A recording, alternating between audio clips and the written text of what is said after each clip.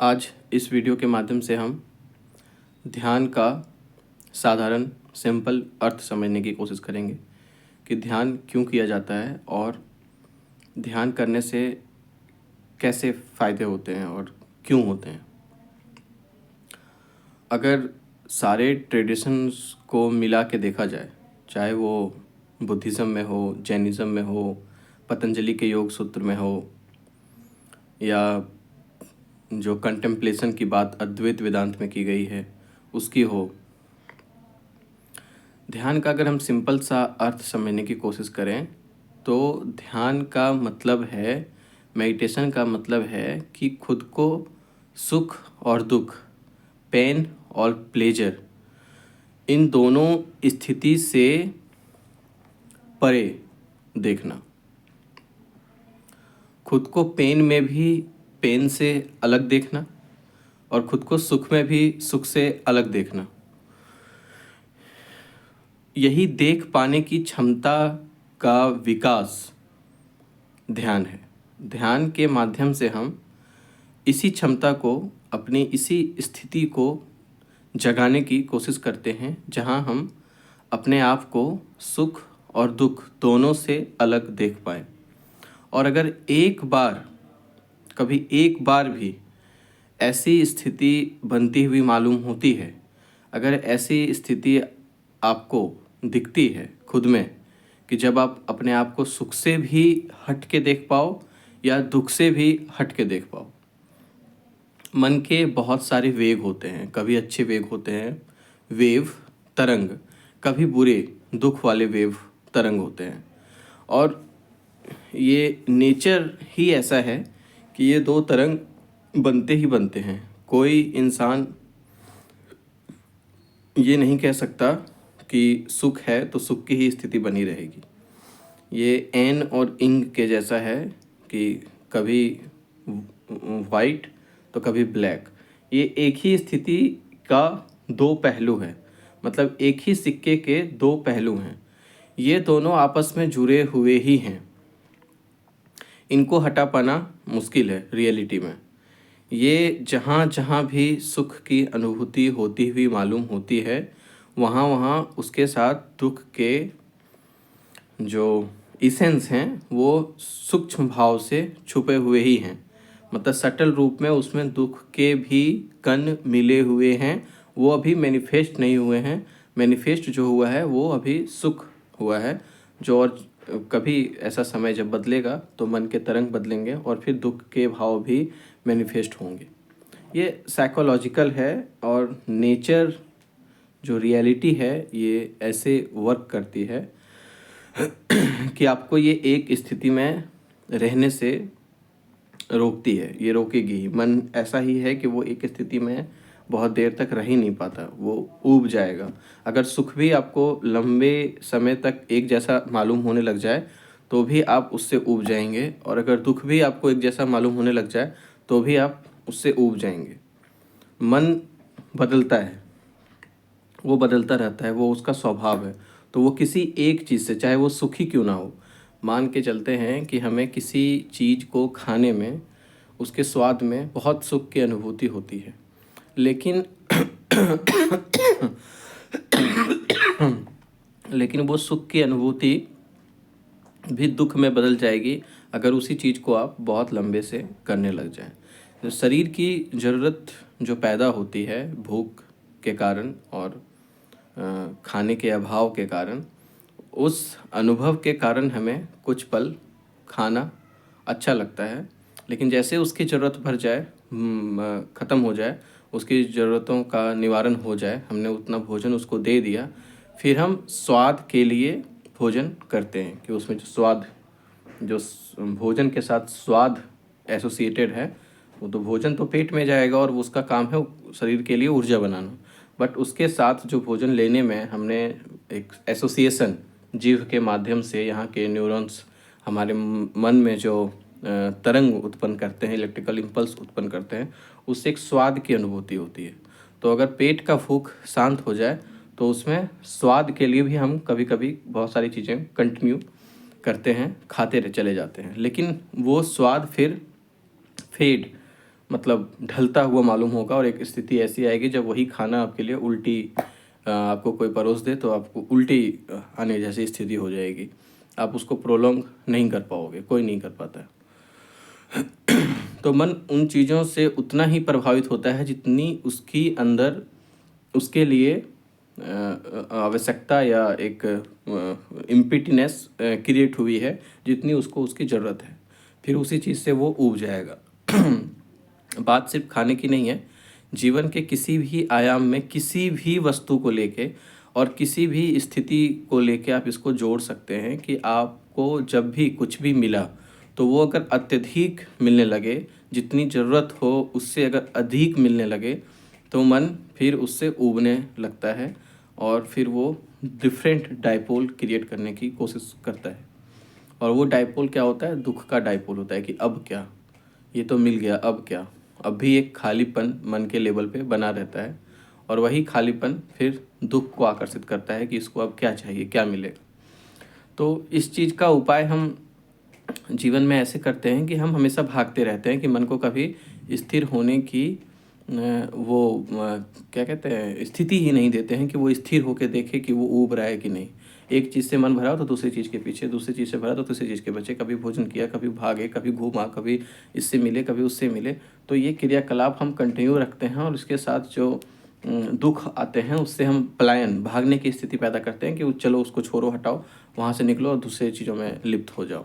तो ऐसी स्थिति करते हैं, लेकिन इसके साथ सुख और दुख दोनों स्थिति बनती रहती है। मन एक जैसा नहीं रह सकता, वो है तो फिर वो सुख है, तो वो स्थिति भी, वही स्थिति फिर दूसरे समय में दुख की स्थिति बन जाएगी, चाहे वो किसी के साथ होना है या किसी को पाना है या किसी वस्तु की तृप्ति है या किसी भी तरह की स्थिति हो।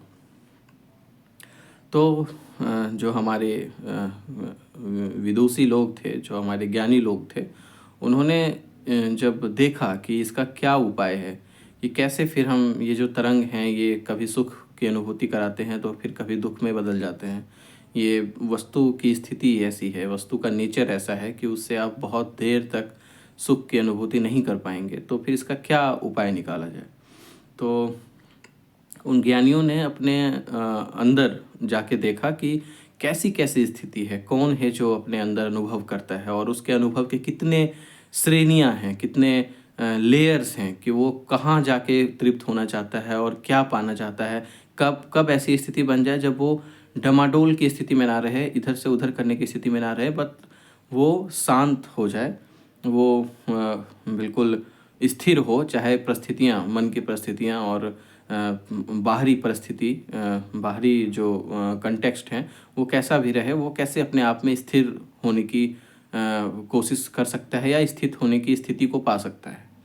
तो उन्होंने जब देखा तो उन्होंने उसका उपाय निकाला कि जब वो अपने अंदर गए, कि जब खुद को झांका, खुद के आँख को बंद किया और देखा कि हम किस किस स्थिति से किस किस चीज़ों को महसूस करते हैं, उस पर रिफ्लेक्ट किया, कंटेम्पलेट किया, बहुत देर जब ध्यान किया, तो उन्होंने एक चीज़ पाई कि सुख और दुख तो नेचर हैं, वो लॉ ऑफ नेचर हैं, वो हर किसी को आते हैं, किसी को बॉडी के लेवल पे आता है तो किसी को साइकोलॉजी के लेवल पे आता है। तो उन्होंने देखा कि कुछ चीज़ें हमारे बस में नहीं हैं, जैसे बाहर की परिस्थितियाँ और वो सारी चीज़ें, लेकिन जो बस में हमारे है वो है हमारा मन। हम उसको अपने अधीन करने की कोशिश कर सकते हैं, और इसको ये नहीं कहेंगे कि खुद के अधीन करने की कोशिश, बट मन के पार जाके जीना, और मन के पार की स्थिति को उन्होंने कह लें कि दर्शन किया, उसको देखा, और जब वो उस स्थिति को देखा तो उन्होंने उसको प्रमोट किया। उन्होंने समाज में कहा कि आप, एक ऐसी स्थिति भी है जब आप मन के परे देखने की स्थिति, मन के परे के दर्शन की स्थिति, और जब आप ऐसे देखने लग जाते हैं तो जो मन के डाइपोल क्रिएट हो रहे हैं वो तो चलते रहेंगे, वो तो बनता रहेगा, वो बाहरी परिस्थितियाँ ऐसी बनती रहेंगी, लेकिन आप अपने आप को उन चीज़ों से डिसोसिएट करने की, या कह लें कि उससे उठ के, अभी एक हमारी स्थिति है जिसमें मन चीज़ों से अपने आप को जोड़ देता है कि ये सुख की स्थिति है तो सुख से जुड़ गया, ये दुख की स्थिति है तो दुख से जुड़ गया। लेकिन जब ऐसी स्थिति बनती है कि अब मन के परे, और इसी का जो प्रोसेस है, जो मेथड है, वो है ध्यान। जब ध्यान करते हैं आप तो गहरे अपनी सारी ऊर्जा को एक जगह कंसंट्रेट करके देखते हैं, अपने मन की सारी अपनी ऊर्जा जो है, जो बाहरी वस्तुओं को देखने में, समझने में जो खर्च हो रही है, उसको जब आप कंडेंस्ड करते हैं, जब उसको इंटेंसिफाई करते हैं और एक स्थिति में उसको लगाते हैं, एक जगह पे अपने मन को देखने की स्थिति में लगाते हैं, तो मन उससे ऊपर, मन उससे डिसोसिएट, उस पे ही अब क्या है कि अंदर की जो ऊर्जा है वो बाहर की वस्तुओं को लेने में खर्च नहीं हो रही है, बल्कि वो अंदर की ऊर्जा अंदर की ही वस्तुओं को, जो साइकोलॉजिकल हैं, जो हमारे इनर हैं, मेंटल मोल्ड्स हैं, जो मेंटल कंस्ट्रक्ट हैं, उन्हीं को देखने में खर्च हो रही हैं। और जब वो उनको देखने लग जाता है तो फिर वो उससे एक तरह की दूरी बना लेता है, एक डिसोसिएशन हो जाता है कि आपस में दोनों में एक भेद उत्पन्न हो गया। और जैसे ये भेद उत्पन्न होती है तो फिर परिस्थितियाँ सुख की हों या दुख की हों, अंदर एक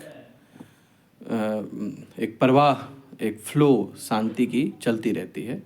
इसी को हम कह सकते हैं कि गीता में श्री कृष्ण ने स्थित प्रज्ञ की स्थिति कहा है कि जब इंसान सुख और दुख को एक समान देख लेता है कि हर सुख के साथ दुख अपने आप एक आने की स्थिति है, वो बनेगी ही और फिर वो मन को प्रभावित करेगी ही, तो उनसे बहुत साइकोलॉजिकल स्तर पे जुड़ने से अच्छा है कि आप उससे एक दूरी बना लें और उसको अपना काम करने दें। जो रियलिटी अपना काम कर रही है वो कभी ऐसे बन के आ रही है, कभी वैसे बन के आ रही है, आप अपनी स्थिति में उसको देखने वाले दृष्टा बन जाएं।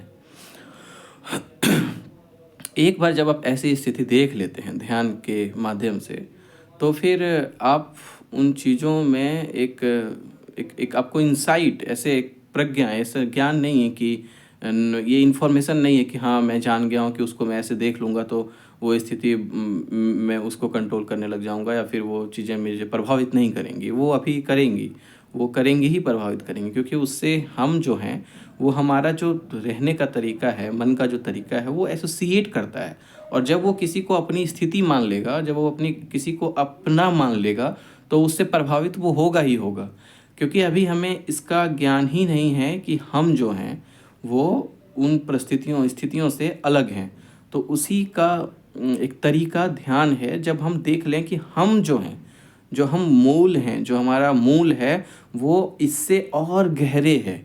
और जब हम इससे और गहरे जाने की स्थिति को साफ साफ देख सकते हैं, देख लेंगे, तो अपने आप मन जो है वो अंदर, बाहर तो जो चलना है वो चलता रहेगा, चलता हुआ दिखता रहेगा, बट अंदर कुछ ऐसे इंसाइट डेवलप हो जाएंगे, ऐसी आपकी स्थिति बन जाती है कि आप खुद को, जो मूल रूप से मैं है, जो मैं मन के तरंग से अंदर है, वो अपने आप को देख लेता है कि वो मैं उससे अलग हूँ। फिर वो स्थिति कैसी भी बने, वो उससे बहुत, वो इसका मतलब ये नहीं कि वो कर्म नहीं करेगा, एक्ट नहीं करेगा, वो रिएक्ट नहीं करेगा। स्थिति जो बनी वो उसमें वो रिएक्ट नहीं करेगा। मतलब आप सोच के देखो कि एक ध्यानी है, एक ध्यान करने वाला इंसान है, तो उसको आप 10 बातें बोल के ना उसको बहुत ज़्यादा प्रभावित कर पाओगे, ना उसको 10 बुरी बातें बोल के उसको बहुत डिमोरलाइज कर पाओगे। मतलब उसकी जो अंदर की स्थिति है वो हर बात को जानेगी कि वो बात हैं, वो विचार हैं, वो मेरे तक आए हुए हैं और मैं उससे अपना तादात्म्य में करूं या ना करूं, ये चॉइस मेरे पास है। तो ये चॉइस अगर ऐसे इंसान के पास है तो फिर वो एक्ट तो करेगा, वो ऐसी परिस्थितियां अगर दिखाने की ज़रूरत है तो वो दिखाएगा कि मैं उससे प्रभावित हो रहा हूँ या फिर वो मेरे लिए, लेकिन वो अंदर हर स्थिति में, हर परिस्थिति में खुद को उन सारी चीज़ों से अलग पाएगा ही पाएगा। ये ध्यान का परिणाम है। ये ध्यान करने की स्थिति ऐसी बनती है कि वो इंसान उससे अपने आप को डिसोसिएट करता हुआ देख लेता है।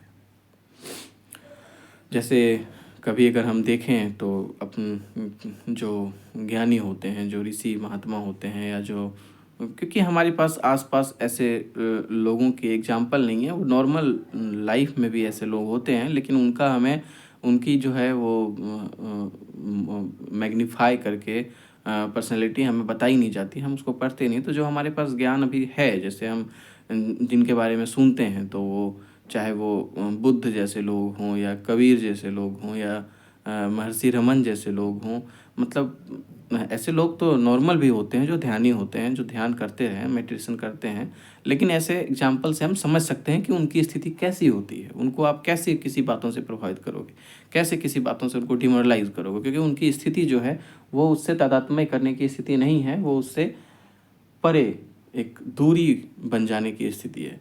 और जब ऐसी स्थिति रहती है तो इंसान एक्ट करता है, क्या ज़रूरी है, क्या करने योग्य है, एक उस पे एक्ट कर्म करने की कोशिश करता है कि हाँ, मैं ऐसा कर्म, मेरा चॉइस है कि मैं ऐसा कर्म कर रहा हूँ, लेकिन वो अपने आप को उनसे अलग भी जानता है। उसको आप रिएक्ट नहीं कह सकते। और हमारी स्थिति ऐसी होती है कि हम अक्सर अलग अलग परिस्थितियाँ जैसी बनती हैं उसमें रिएक्ट करते हैं। दुख आता है तो उससे भागने की कोशिश करते हैं, सुख आता है तो उससे जुड़ने की कोशिश करते हैं बहुत ज़्यादा। और सुख के जब बोल बोले जाते हैं तो हमारा मन अंदर अंदर गदगद खुश होता है, और जब दुख के बोल बोले जाते हैं या कुछ ऐसी बातें किसी के द्वारा कही जाती हैं तो हमारा मन निराश होता रहता है। तो मतलब चाबी अभी जो है वो सामने स्थितियों के पे है, सामने की परिस्थितियों पे है, सामने के लोगों पे है कि वो कैसा बोल के आपको कैसा महसूस करा सकता है, कैसा कर देगा। बाहर की परिस्थितियों में कभी अच्छा रिजल्ट आया तो हमारा मन खुश होने लग जाता है, कभी बुरी स्थिति बनी तो हमारा मन निराश होने लग जाता है। तो ये अभी जो स्थिति है वो बाहर से आप कंट्रोल हो रहे हो। जब इसी को आप भीतर से कंट्रोल करना सीख जाते हो तो उसी को ध्यान का परिणाम कहा जाता है या ध्यान कहा जाता है। इसमें थोड़ा हम और अगर समझने की कोशिश करें तो इसको हम देखेंगे कि जो शुरू में हमने बात कही कि ध्यान का मतलब खुद को सुख और दुख दोनों की स्थितियों से परे देख लेना या उससे दूरी बन जाना, ऐसी स्थिति है। दुख आए तो उसमें भी ये जानना कि मैं दुख नहीं हूँ, और ये जानना नहीं, ये होने की स्थिति है। ऐसे नहीं कि मैं जान रहा हूँ कि मैं दुख नहीं हूँ। जान के तुम कितना देर जानोगे? जानना भी तो एक विचार है ना, तो वो विचार भी बदल जाएगा, मन बदलता रहता है। तो वो विचार बदलेगा तो फिर तुम वो दुख के जो विचार अभी जो उसके लेयर्स, जो उसके वेव, जो उसके तरंग बने हुए हैं, तुम उससे तादात्म्य तुम्हारा होना ही है। तो ये जानना तो एक विचार के रूप में जानना हुआ, तो वो विचार आपको उसमें शांति नहीं दे पाएगा। क्योंकि हम कितने भी तरह के लोग देख रहे हों समाज में, हर कोई जानता है कि दुख ऐसी स्थिति है जिससे मुझे नहीं जुड़ना है, क्या करना है। ये दुख की स्थिति बनी है तो मैं इससे अपने आप को दूर क्यों ना देखूं, मैं क्यों इससे जुड़ जा रहा हूँ। लेकिन वो ऐसा नेचर है मन का कि वो उससे जुड़ा हुआ ही पाएगा। अगर उसको तुम मोटिवेट करने की भी कोशिश करो, उसको बताने की भी कोशिश करो कि क्या हुआ कि ऐसा हो गया, क्या हुआ कि वैसा हो गया, तुम तो तुम ही हो, तुम तो उसको बदल सकते हो, तुम्हारे हाथ में तो प्रयास करने की शक्ति है ही, तुम्हारे हाथ में जो गलतियां हैं उसको सुधारने की शक्ति तो है ही, तुम उसको उससे उससे विभिन्न विभिन्न तरीके से एक्ट कर सकते हो, तुम उसमें अलग तरीके से कर्म करने की कोशिश कर सकते हो। तुम क्यों निराश हो रहे हो, क्यों परेशान हो रहे हो, क्यों तुम्हारी स्थिति बिल्कुल बदल गई, क्यों तुम्हें दवाइयों का सहारा लेना पड़ रहा है। तो इसको हम ऐसे विचार के माध्यम से बता तो सकते हैं, कुछ पल के लिए उसको ऐसा लगेगा भी, कैसे ऐसे जब विचार आएंगे, अपोजिट विचार आएंगे कि हाँ, मेरा दुख तो बिल्कुल कुछ नहीं है, मैं तो बिल्कुल छोटी चीज़ों के लिए परेशान हूँ, मैं तो इसको बदल सकता हूँ, मेरे पास तो अभी क्षमता है कि मैं इसको आगे अलग तरीके से कर सकता हूँ। लेकिन आप देखो कि वो एक विचार है, वो जैसे विचार ख़त्म होता है तो फिर वो उससे तादात्म्य फिर से कर लेगा, उसकी स्थिति फिर से वैसी हो जाएगी। तो एक तो समय है, जो समय जब पास होता है और हम उसको छोड़ते हैं तो वो फिर ईएन एंग वाला स्थिति बदलता है, वाइट से ब्लैक आएगा, ब्लैक से फिर वाइट आएगा। तो फिर अपने आप वो स्थिति ऐसी बनती है कि फिर हम खुशी वाले माहौल में, खुशी वाले तरंग हमारे मन छोड़ने लगता है, फिर हम उससे कुछ देर के लिए अटैच हो जाते हैं। लेकिन ये स्थिति अगर बदलती रह रही है तो स्थिति बाहर से ही कंट्रोल हो रही है।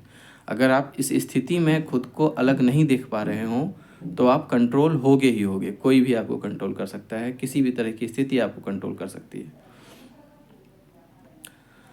तो इसको इसको अपने आप से अलग देख पाना ही ध्यान है। और ये ध्यान आपको आपके अपने असली स्वरूप तक, अपने असली मैं तक पहुंचाने की कोशिश करता है, जो इन सारी चीज़ों से भिन्न है। इन सारी चीज़ों में होते हुए भी इन सारी चीज़ों से उसका तादात्म्य ही नहीं है, वो भिन्न है इन सारी चीज़ों से, वो उससे एक जुड़ा हुआ नहीं है, वो सूक्ष्म है, इससे और सूक्ष्म है, और जो बाहर की रियलिटी है वो ग्रॉस है।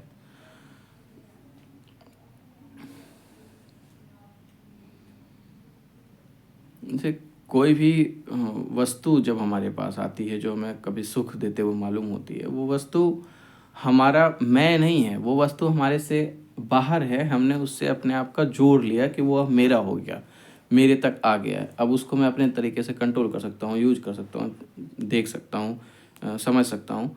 लेकिन वो स्थिति क्योंकि अभी भी मेरे से बाहर है, वो स्थूल है, एक प्रोडक्ट है, एक वस्तु है और मैं कुछ अलग हूँ उससे, तो ये रिफ्लेक्ट हमें नहीं होता और हम कुछ देर के लिए उससे तादात्म्य कर लेते हैं और हम खुशी से के मारे झूम उठते हैं। लेकिन क्योंकि वो स्थिति अभी मन में तरंग पैदा कर रही है कि जो हाँ, तुम्हारे पास कुछ ऐसा आया, तुमको उसका परसेप्शन हो रहा है, तुम उससे जुड़ रहे हो और तुमको सुख का मालूम हो रहा है, लेकिन वो स्थिति फिर बदल जाएगी, वो मन बदलेगा ही बदलेगा। फिर तुम्हारा वो वस्तु ऐसा परा रहेगा और तुम उससे बिल्कुल आकर्षित नहीं होगे, तुम उससे बिल्कुल, तुम्हें उससे खुशी नहीं मिलेगी। तुम बिल्कुल उसको उसको एज इट इज़ वो परा रहेगा और तुम कहोगे कि मन तो अभी भी खाली है, मैं तो बिल्कुल खाली हूँ, कुछ और चाहिए, कुछ और चाहिए, कुछ और चाहिए। तो कोई भी स्थिति ऐसी बन सकती है, तुम किसी भी चीज़ में जोड़ सकते हो। तुम्हें चाहे कोई बहुत तुम्हारे मनपसंद का खिलौना मिल गया हो, तुम्हें बहुत मनपसंद का तुम्हारी वस्तु मिल गई हो, तुम्हें अपने मनपसंद कुछ भी स्थिति बन गई हो जो तुम जहाँ पहुँचना चाहते थे वहाँ पहुँच गए हो, लेकिन वो तुम नहीं हो, तुम नहीं हो। मैं इस बात को समझाने की कोशिश कर रहा हूँ। वो तुमसे कुछ बाहर ही है, वो तुमसे कुछ बाहर ही है, वो अभी भी तुमसे कुछ बाहर ही है। तुम तो भीतर हो, तुम्हारा जो अनुभव है वो तो भीतर है, वो तो उससे प्रभावित हो रहा है। तो कभी एक तरीके से प्रभावित होगा तो फिर वो कभी दूसरे तरीके से भी प्रभावित होगा। समझ रहे हो? कोई स्थिति ऐसी बनी जिसने तरंग अच्छे अच्छे उत्पन्न कर दिए, जिससे तुम्हारी जो तुम्हारी ख्वाहिश थी वैसा चीज़ हो गया, तो वो तुम्हारे को ऐसे तरंग देगा, लेकिन वो तरंग बदल जाएगी फिर से। तो तुम्हें अपने अंदर अगर स्थिरता ढूंढनी है तो तुम्हें खुद के अंदर जाके ढूंढना पड़ेगा कि तुमको पाना पड़ेगा कि तुम कहाँ हो इन सब चीज़ों में। ये तो बाहर बाहर चीज़ें चल रही हैं, लेकिन इन सब वस्तुओं में तुम कहाँ हो, तुम्हारी क्या स्थिति है।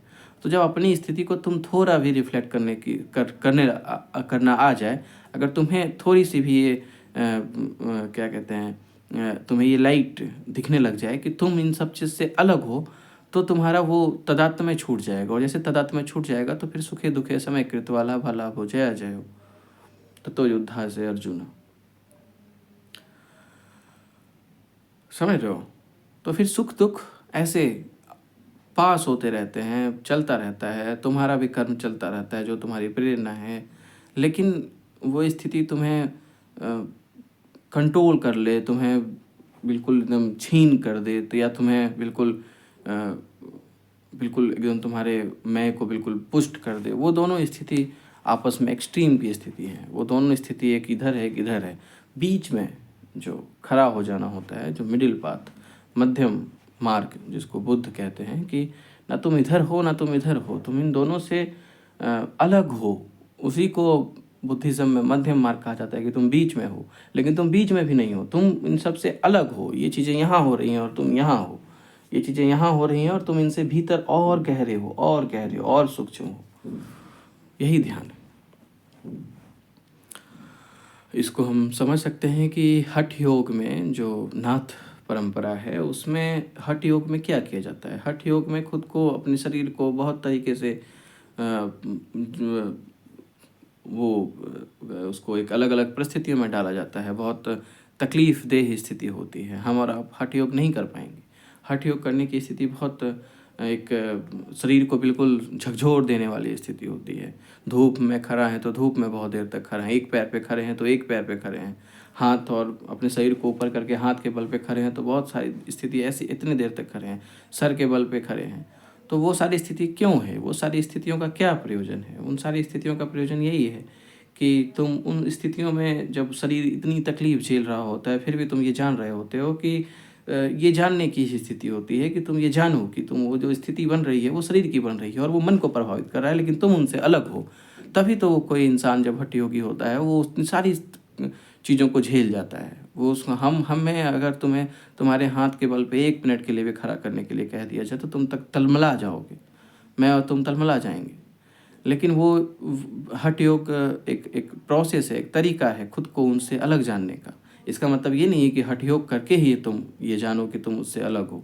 और भी तरीके हैं। तंत्र में प्रयोग होता है कि जब खुद को सुख की अथाह स्थिति में रख जाओ और फिर भी तुम अपने आप को जानो कि तुम वो नहीं हो, वो सुख की स्थिति बन रही है। जैसे मैं बहुत स्पष्ट शब्दों में कहूँ तो तंत्र में एक प्रयोग होता है, संभोग का प्रयोग होता है। उस संभोग के प्रयोग में क्या होता है कि तुम अपने पार्टनर से बहुत क्या कहते हैं कि एक जो हम संभोग की स्थिति में जाते हो।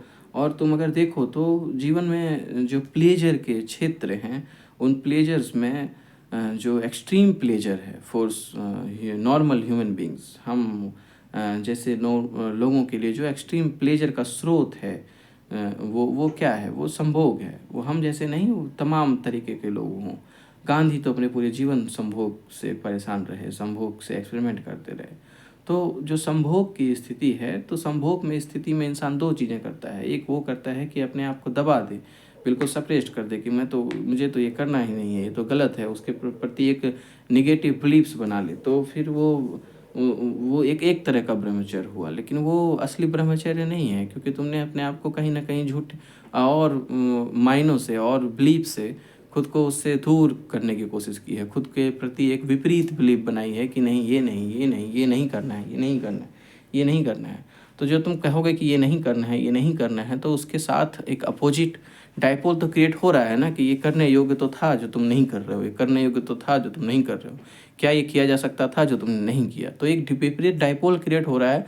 तो वो विपरीत डाइपोल उतनी ही शक्ति के साथ, किसी चीज़ को तुमने बहुत आसक्ति लगाई कि ये बहुत अच्छा है, ये बहुत अच्छा है, ये बहुत अच्छा है, ये बहुत अच्छा है, तो उसके विपरीत मन जान रहा है कि इसका मतलब जो उसका उल्टा है वो बुरा है, वो बुरा है, वो बुरा है। और मन अच्छे बुरे की परवाह नहीं करता है, उसके पास तरंग है।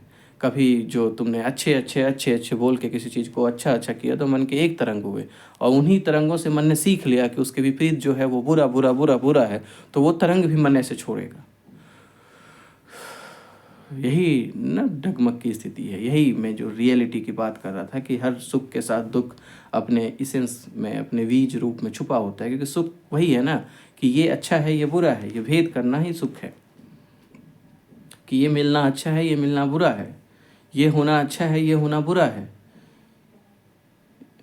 ये वस्तु मिल जाना अच्छा है, ये वस्तु का ना मिलना बुरा है, ये गलत है, ये दुख है। उसका मेरे पास होना अच्छा है, उसका मेरे से दूर होना बुरा है, गलत है, दुख है। तो तुम अगर किसी भी चीज़ में अगर ये कह दो कि ये अच्छा है, ये होना अच्छा है, तो तुम भले ही इस चीज़ को रिपीट नहीं कर रहे हो, लेकिन अनकॉन्शियसली सटल रूप में, सूक्ष्म भाव में, ये मैंने इसलिए कहा कि वो सूक्ष्म भाव में दुख के बीज सुख के साथ लिप्त होते हैं। क्योंकि सूक्ष्म भाव में तुम्हारा मन ये भी बात जानता है, जो तुम्हारा अनकॉन्शियस माइंड है वो ये बात भी एक्सेप्ट कर लेता है कि इसके जो विपरीत की स्थिति है वो बुरी स्थिति है। और तुम कुछ भी तुम्हारे मन में अगर जाएगा तो उसके तरंग बनेंगे ही बनेंगे। तो किसी चीज़ को तुमने अगर ऊंचा किया, अच्छा किया, तो किसी नीचे की स्थिति के कारण किया ना। कि पहाड़ ऊंची है, तो पहाड़ ऊंची क्यों है? क्योंकि उसका जो समतल स्थिति है, जो उसकी भूतल की स्थिति है, वो कहीं ना कहीं नीचे है। और वो उसी नीचे होने के कारण वो पहाड़, माउंटेन का पीक तुम्हें ऊंचा दिखाई देता है। रिलेटिव कॉन्सेप्ट है ना, किसी चीज़ के नीचे होने के कारण तुम्हें कोई चीज़ ऊंची दिखाई देती है। तो अगर तुमने किसी को ऊंचा कहा, ऊंचा माना अपने अंदर, तो इसका मतलब विपरीत की जो स्थिति है, जो उसके विपरीत की स्थिति है, जो उसके जो गहराई की स्थिति है, जो उसके अलग डाइपोल की स्थिति है, जो नेगेटिव डाइपोल की स्थिति है, एक यहाँ है तो एक जो उसके नीचे है, वो भी मन जान रहा है ना। अगर वो मन नहीं जान रहा होता तो उसको ऊंचा कैसे कहता? और अगर मन वो जान रहा है, तो मन के कभी ना कभी ऐसे वेग बनेंगे कि वो नीचे को भी तरंग के रूप में तुम्हें बाहर फेंकेगा। तो किसी वस्तु को तुम कहते हो कि वो मेरे लिए बहुत अच्छा है, वो ना मिलना दुख है और वो मिल जाना ही सुख है, तो वो मिल जाना, मिल जाएगा भी तो वो सुख की स्थिति तो बनेगी। लेकिन मन ये भी जानता है कि उसका ना मिलना दुख है। तो जब वो स्थिति मन बदलेगा, जब मन के तरंग बदलेंगे, वो वैसा पड़ा रहेगा और तुम्हारा मन उससे तादात्म्य में छोड़ने लग जाएगा। क्योंकि मन बदलता रहता है, मन बदलता रहता है, वो किसी एक चीज़ के साथ बिल्कुल अपने आप को खो नहीं पाता। वो खो सकता नहीं अपने आप को, समझ रहे हो? तो जब वो खो नहीं पाता है, तो वो कहाँ जाएगा? फिर वो उसी के विपरीत डाइपोल में जाने की कोशिश करेगा, उसके और सूक्ष्म में जाने की कोशिश करेगा। उसके जो दुख के बीज थे, वो फिर जब वो निकलना स्टार्ट होगा, तो तुम्हारी दुख की स्थिति बनेगी।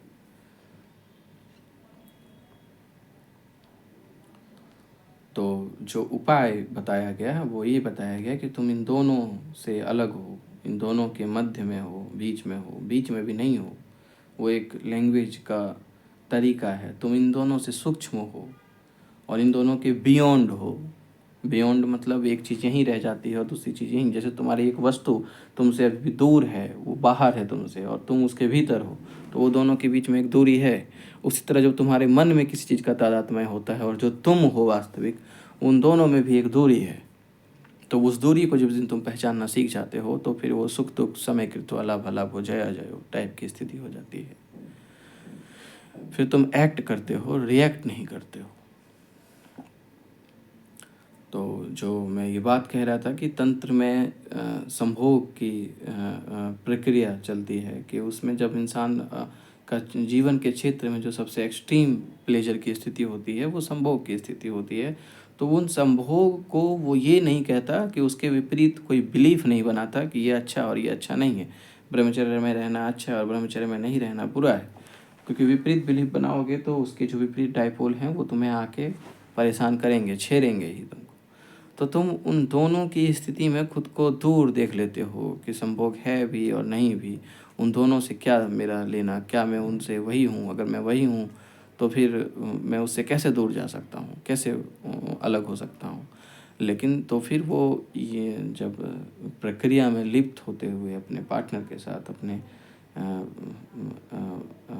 क्या कहते हैं, अपने किसी पार्टनर जो तंत्र में लोग होते हैं तो, या फिर नॉर्मल लाइफ में, तो फिर जब वो ऐसी स्थिति में जाते हैं और ऐसी स्थिति में जब वो पीक पे हो, बिल्कुल सिचुएशन एकदम बिल्कुल कल्मिनेशन पे हो, बिल्कुल अपने क्या कहते हैं कि स्थिति जब अपने अपनी अपनी चरम स्थिति पे पहुंच जाए, तो चरम स्थिति में भी खुद को देखना कि तुम उनसे अलग हो।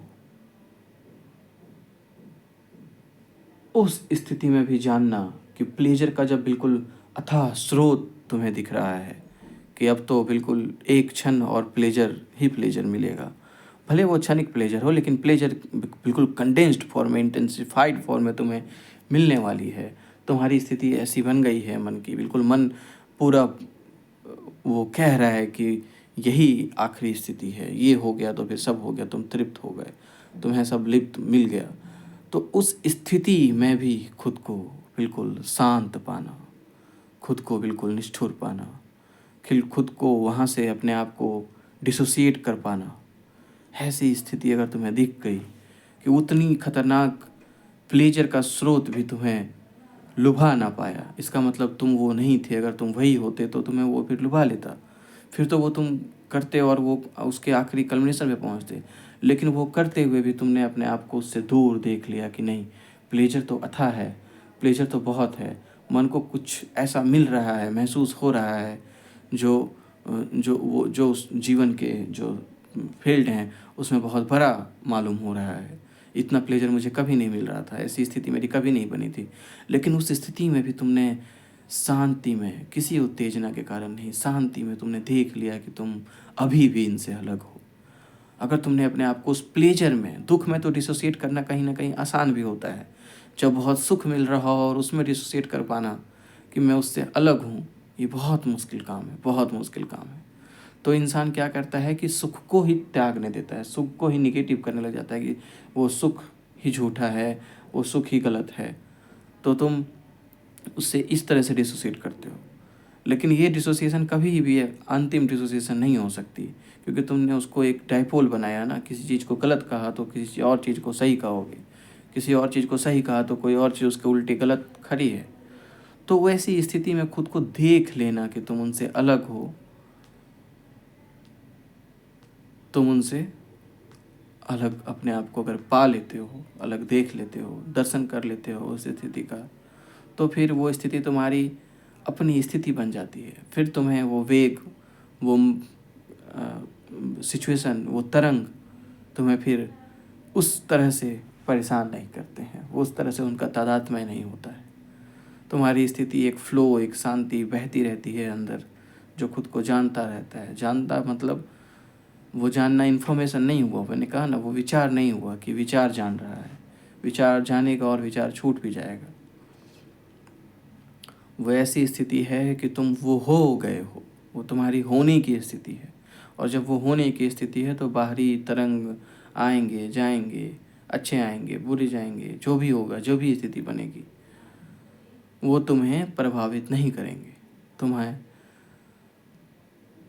ना वो क्या कहते हैं, गिल्ट का भाव देंगे, ना तुम्हें वो अति सुख का भाव देंगे, ना दुख का भाव देंगे, ना तृप्त होने का भाव देंगे, क्योंकि उनका नेचर ही नहीं है कि वो कभी अपने आप से तृप्त हो पाए।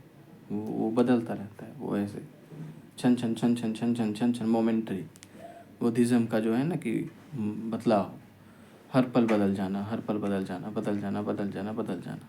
तो उसका सबसे बेटर एग्जांपल जो है दुनिया में, वो तो हमें दिखती हुई मालूम नहीं होती कि मेरे पास अगर एक वस्तु है, किताब है, तो वो मुझे बहुत दिनों तक एक जैसी ही मालूम होती है, उसके पेज, उसके पन्ने, उसमें लिखी हुई वस्तु है, तो वो मुझे दिखता नहीं। लेकिन अगर कोई चीज़ तुम्हें दिख सकती है बदलती हुई, तो वो है मन। तो मन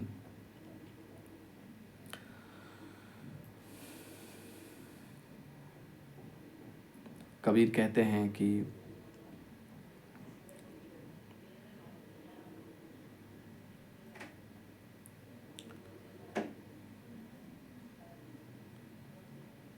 मन के मते मत चलिए, मन के मत अनेक, जो मन पे सवार हो ऐसा बिरला कोई एक।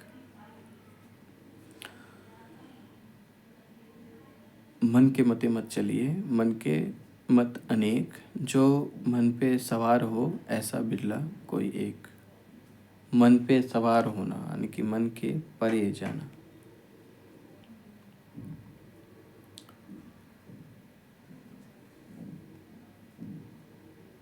तो इन दोनों सिचुएशन में, चाहे वो सुख हो या दुख हो, खुद को उनसे अलग देख लेना, अंदर साइकोलॉजी में ये फ्रीडम है, ये मुक्ति है उस स्थिति से।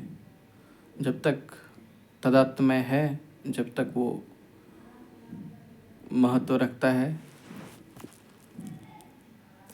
तब तक मुक्ति नहीं है।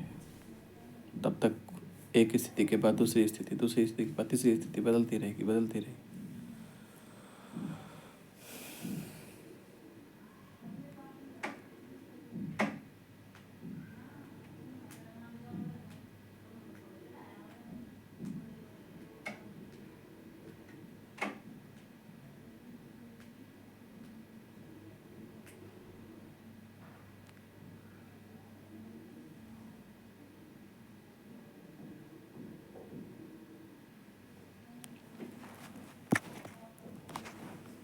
धन्यवाद।